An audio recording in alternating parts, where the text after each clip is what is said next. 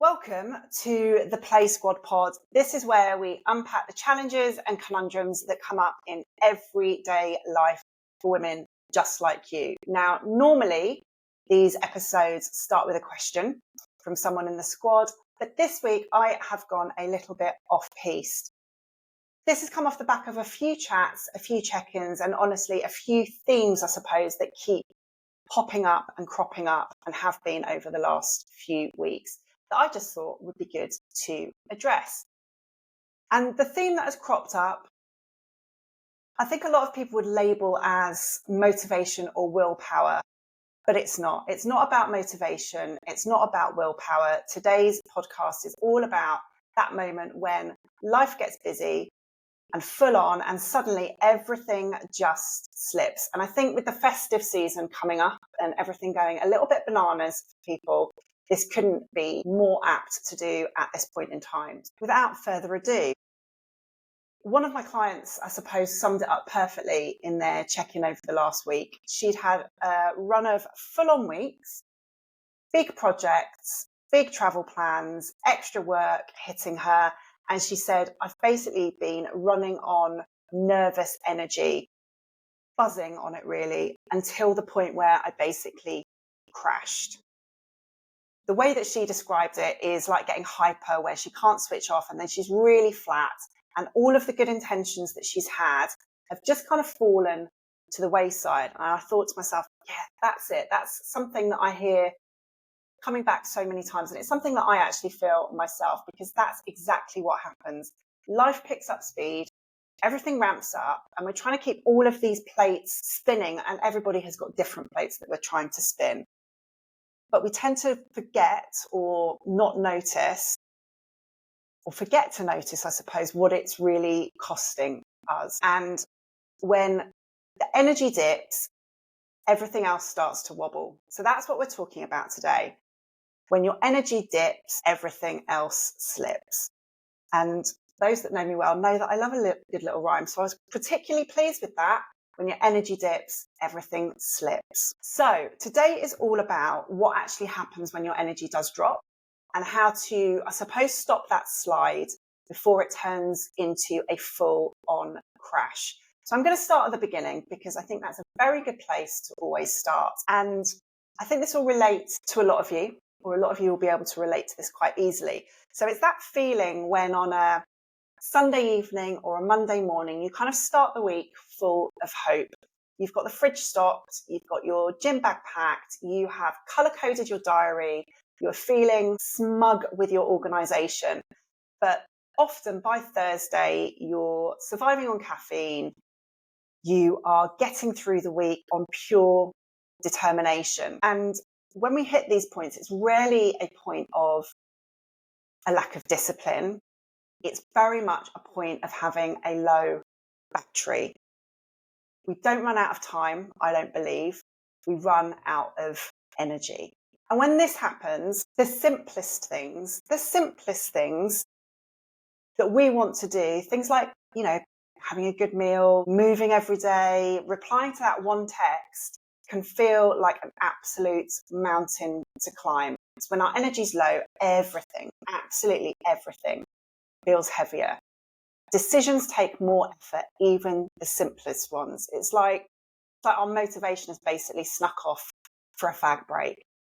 And before you know it, when your energy slides and then that motivation dips, you're reaching for something. That might be the biscuits, that might be a scroll through Instagram, that might be a glass of something, it might be a Netflix binge.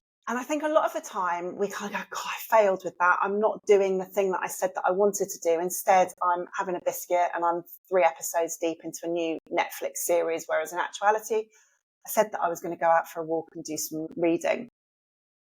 You haven't failed. It's basically your brain doing its job. And that is conserving power. It's just saying, nope, not today. I'm shutting down for a little bit. I'm not making another decision. I absolutely need to have a reset. And that reset that we take is usually a really well-trodden path of things that perhaps don't serve us particularly well. This is what I see a lot.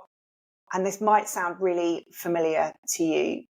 You've had one of those weeks, work's full on, somebody in the family is having a rough patch, and you're trying to squeeze in some exercise to sort out some meals, to reply to messages, and just basically be a functioning human being. And you tell yourself, I'll get to that thing later, and then later becomes tomorrow, and then tomorrow becomes, I'll start again Monday. And this is a cycle that I see on repeat. Full of hope on a Monday, by Thursday, the wheels have fallen off. You're annoyed with yourself, and you're completely done. So I'm here to say that's not a willpower issue. That's not a motivation issue. That is 100% your body running on fumes. So what I'm going to take you now is something that I think is incredibly helpful to counterbalance that, to counteract it. It's small, but it really helps you see what is going on before you hit that wall and where everything slips. So I'm going to get you to kind of press pause on this basically, and either open up your notes on your phone, grab a sheet of paper, however you like to kind of scribble things down. So I'm going to get you to press pause now. Okay, so what I'm going to get you to do is write down 3 headings. The first heading is high drain. The second heading is medium drain. And the third heading is recharge. Maybe put them in columns. So you've got high drain, medium drain, and recharge. And what we're going to do here, underneath each of those headings, you're going to jot down what I suppose typically within your week is, we'll start with high drain, is a high drain activity. So those things that leave you absolutely wiped out. Now, those might be really long work days. Those might be big meetings. Those might be needing to commute and travel for work. That might be dealing with particularly tricky people who just suck your energy out of you. So just jot down those high drain things that exist in your week or in general for you. And they'll vary. These will vary massively person to person. Then note down your medium drain things, those slow nibblers that just nibble and bite away at you. It's like death by 1,000 paper cuts. So the admin, the errands, the messages that you need to respond to, those little jobs that just kind of stack up throughout the day and never seem to disappear. They're just back again the following day. So jot those things down, those small, little, slow nibblers that nibble away and drain your energy. And then we're going to think about the things that recharge us. Again, these will differ for everybody, but the things that really refill your tank, I suppose, that recharge your energy. Now, that could be a walk. That could be listening to some music. That could be a cup of tea that you actually finish whilst it's still hot. Could be having an absolute proper giggle and a laugh. It could be having a dance. You don't need to overthink it. Just kind of write down those things that are high drain, medium drain, and recharge for you. Next, what we're going to do is have a think about how those different things fit in your week or manifest across your week. But before we do that, I'm going to share an example from somebody in the squad who's done this in the recent past, I suppose. And we did this to help her better manage her energy. And her list in terms of her high drains was a lot. It was across the week. There was no respite. There was no break. It was meetings, big meetings as well. It was logistics, not just of her own, but logistics of everybody else's needs. And that wasn't just family. That was very much from a work point of view. And her recharge list was very small. At the moment, it was just one thing that she was kind of managing to do across the week to recharge. And it was just basically sitting down with a cuppa on a Friday night. And a lot of the time that wasn't necessarily happening because rather than doing that, she was having to take the kids somewhere or pick them up or whatever it might be. But when she started pairing her big drains with tiny recharges, like 5 minutes of stillness to herself after a big meeting before she cracked on with the rest of the day or the other big things or the next thing that she needed to go to, or putting on her favourite music while she was cooking for the family, things started to change for her. They were giving her a little boost of energy that was basically filling up her cup throughout the day, rather than it being a constant cup with holes in that was leaking throughout the day. And after a period of time, I said to her, how are you feeling with the changes that you've made? And she was like, well, I'm still tired. That's not going to go away, but it's a good tired. It's not kind of that tiredness that's flat and hollow and leaves you empty at the end of the week. And that was very much the goal, to not feel nothing at the end of the week and to stop feeling empty and to kind of recharge her batteries over time. So once you've written your list down, you'll probably notice a similar pattern to where she was, which was wall-to-wall high drains. So it's probably no wonder that you're a little bit done in by a Friday. And those medium drains are like that constant kind of dripping tap, those errands, those invisible jobs that just kind of keep cropping up. And it's no wonder that there's very little left for you at certain points in time. And if the recharge is right now a few in number, then I don't think you need to try harder. You need to kind of plan smarter in terms of where you're going to bring these recharges in to your everyday. So you're going to start off by just extending the list of recharges that you have written down. And, have fun with this. Think outside what you would normally do, what you currently do, and look to extend them. So if you have meeting heavy days, then it might be planning in a buffer either side of your meetings. It might be planning in a cuppa after your meetings, so you've got that little bit of downtime. It might be planning in a walk when you know your energy kind of naturally dips throughout the course of the day. So extend your recharge list, and then the aim is to add a recharge after every drain. Not every single drain, but definitely the bigger drains on your energy. And even 10 minutes of recharge absolutely counts. Now, there might be some people listening to this who think that's a little bit self-indulgent, but it's not. It's all about pacing, and it's all about recharging your energy. And I'm always saying to people that you can't support others or show up for others and show up for yourself if your battery is flat. It's simply not going to happen. So it's not self-indulgent. You are simply pacing and recharging your energy and recharging your battery. I'm going to give you an example of this that kind of relates to me. So I have 5 sessions back to back a few days a week, and I'm 100% fine with that, as they actually give me energy. But I used to have planned in after the 5th session kind of a quick 30 minutes of work, because it was a gap in the diary and I was trying to maximize my time.